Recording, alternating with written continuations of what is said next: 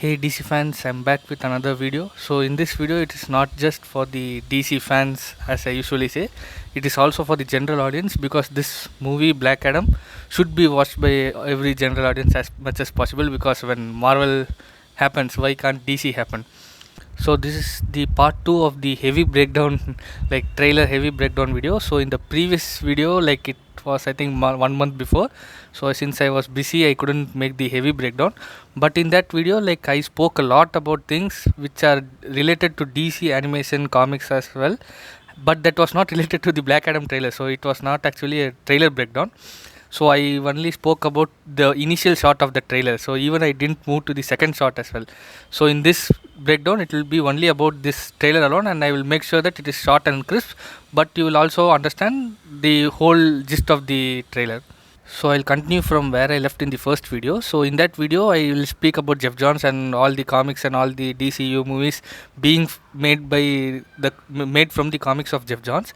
So similarly, since I am a comic fan, so you would consider me as I will know everything about comics. So but actually I haven't read a single origin of Black Adam, so this is a sin I think. So I'll, even after watching the movie only, I'm going to plan to read the actual origin of Black Adam. So because only the few days are left, so I don't want to read the comic only because it's getting released in a movie, so I'll read it afterwards. But there are many origins, like multiple origins from like the World War from 1950s or so, but the one origin which many people like consider is the JSA origin which Jeff Johns wrote.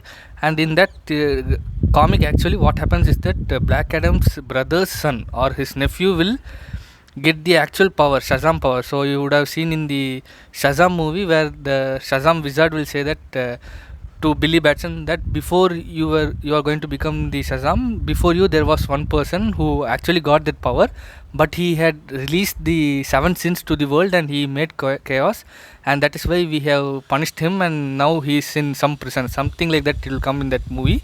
It will be a small clip, but that is actually the origin of Black Adam. So as per comics, what happens is that the nephew of Black Adam should get the power, but what Black Adam will do is that he will kill his nephew and he'll get the power. So he's that ruthless in the comics, but that is changed for the movie. So in the next scene we'll have Black Adam fighting with these military people. So I think they're part of the Inter gang, and this fight is very similar to the fight which is there in Man of Steel, where General Zod as well as his assistants will fight Superman, and there will be this fast fight, like they'll move so quickly, and that is being replicated even in this movie. And it also shows that Black Adam is equal to Kryptonians, so not just Superman, like even General Zod and all those people can do that movement and fight style, and it is kind of saying that Black Adam is equal to Kryptonians. And then you will see like few people like they'll be moving here and there in the movie, in the trailer. So that is actually Intergang. So Intergang is a villain of Louis Lane, I think. So since Louis Lane and Clark are actually reporters, they will like reveal the secrets of many big shots in that metropolis city. So all those big shots, like all the businessmen, will be actually criminals. Like they'll have a underground stuff, like they will do bad things without the general people knowing, and that is the Intergang. Darkseid will send all the apocalypse technology to Intergang. So Intergang will have all the weapons which are made from Apocalypse. So it will be Vara level weapons, and that's how Intergang became a big thing in both comics as well as in other media. So those are the people who are moving here and there in this movie, and I think they are the ones who actually release Black Adam from the 5,000-year-old prison. So what happens and why happens, like why they do that and all those things, you will see only in the movie. And he also says that your magic is weak. So all these powers which both Shazam, like the whole Shazam family as well as Black Adam have, is due to magic. So next we see the JSA side of this movie. So it starts with Hawkman, and Hawkman is actually going to be the leader of this Justice Society of America. So he has also been in the JSA as well as in the Justice League in comics as well as in other media. Like in most of the animation movie, he will be in the Justice League. How will you know that one metal is important in this universe? If it's having any story with Batman. So similarly, Nth Metal has a backstory with Batman, and hence that is a great, like that is the most important metal in the DC universe. So it gives the power of flight to the person who is wielding it, as well as it gives more strength, as well as it can change its appearance. So it can transform from a shield to a sword and so on, and it is very powerful. So there is one scene where Black Adam actually stops the nth metal mace which Hawkman has, and he actually punches Hawkman, and that is like illegal as per comics. So if someone is using nth metal mace, it is like way overpowered. So I don't know how they are going to show it in this movie, but there. So I like this concept of actually making Amanda Waller like the big B in DC universe. So she is actually controlling the Suicide Squad, and even in Peacemaker she actually had a link with Justice League. So Amanda Waller's daughter will ask her to bring the Justice League, and she will actually accept. And even in the Peacemaker, you'll actually see Justice League arriving there. So she has a say even to Justice League, and in this movie, they're going to show as if she has a control over Justice Society of America. So this concept itself, I am actually liking it in the trailer itself, and even the much awaited post credit scene. So I've actually seen that scene, and that will also start with Amanda Waller only. So she's that powerful in this movie. In 1940s, there was a team, like in comics, there was a team which actually helped the people. They were superheroes, but the whole world didn't know that. And after that, Superman came from Krypton, and Superman is the first hero which DC, like the that Earth itself knows. So Justice League is actually the second team. The JSA was the first team, and I think that is the same concept which is going to come in this movie.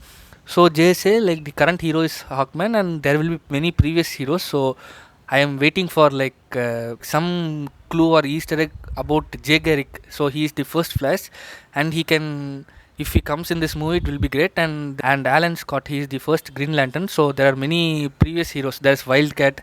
You would have seen this in Stargirl if you follow that show. So there they will show the JSA in depth. So but now we have only Hawkman, who is a second character, like he is in the second generation, and in the only person who is there from the previous generation is Doctor Fate.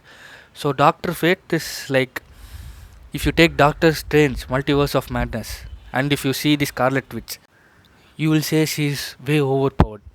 But actually in DC, the normal Doctor Fate itself is like that level. Like he is a person who can change reality. So I have told this many times, like if he thinks within 1 second this movie will be over. But what he actually does in comics as well as in other games, media, and even in this movie is that he will make fun. So for explaining him itself, I'll need to use a separate video. But you consider him as the person who uses magic. Actually, Doctor Fate is way powerful, but okay, we'll see how it is showed in this movie. So apart from that, we have Cyclone and Atom Smasher, and Cyclone is like, I think she creates Cyclone. So Cyclone is actually daughter of Red Tornado. So Red Tornado is a great character which is there in JSA, and I don't think it will come in any movies also. Let's see. Whereas Atom Smasher is like, he grows big and he can do stuffs, like he is simply equal to like Ant-Man if you see Marvel. But I think he is going to be a comic relief in this movie, so that character can get a individual series itself. Let's see. And then there are way stylish things like Hawkman getting his costume, as well as Doctor Fate like coming out of his costume, and Black Adam looking up. So there are many stylish things in this movie, and I think Doctor Fate, like Pierce Brosnan, will become the highlight of this movie. So while looking at the trailer itself, he's like so much badass, and he's so cool, he's so stylish, and he can do stuffs within seconds. So he's that powerful as well. So I think many people will become Doctor Fate fans after they watch this movie. And there is this beautiful dialogue which I like Hawkman will say, do your peace, like we are here for your peaceful surrender, and Black Adam will say, I will not surrender and I am not peaceful. So that is a great dialogue. And finally we also see the reveal of the main villain of this movie, who is Sabak. So I think DC knew that only if they show Sabak, they will at least get some profit out of this movie, because it shouldn't become like Batman vs Superman, where everyone will expect like the fight between Batman and Superman to go for the full movie. But what happens is that it happens only for 10 minutes, as well as the build up is for like 1 hour, and the Doomsday fight is for 1 hour. So Wonder Woman comes and so much things happens, and everyone hated that stuff, and that's why they're showing this small thing of Sabak in this trailer. So it is not actually a spoiler, so people shouldn't come here and say that this is a spoiler which I revealed. So Sabak is the villain, and he is same as Shazam. Like his concept is same as Shazam. Like the wizard selects two people, Billy Batson as well as Ted Adam. He will give them powers if they say Shazam, and Billy Batson will become the Shazam, whereas Ted Adam will become Black Adam. Similarly, Sabak is a normal guy who will get powers from hell. Like when Billy Batson says Shazam, or when Black Adam says that, they are getting powers from gods. So it is either Greek gods or Egyptian gods for Billy Batson and Black Adam respectively. Whereas for Sabak, it is getting powers from the demons of hell. That is the only difference, and this is a great villain, I think, actually, because even if they kill this guy in this movie, if anyone else says Sabak, they can become this villain. So he's like unkillable. So that is how powerful this guy is, and we don't know like what happens in this movie, and let's see. So thank you for watching this trailer breakdown, and I'm also planning to make a few shorts where I explain like the 5 important things which you need to know before watching the Black Adam movie. So also do support that one. Thank you.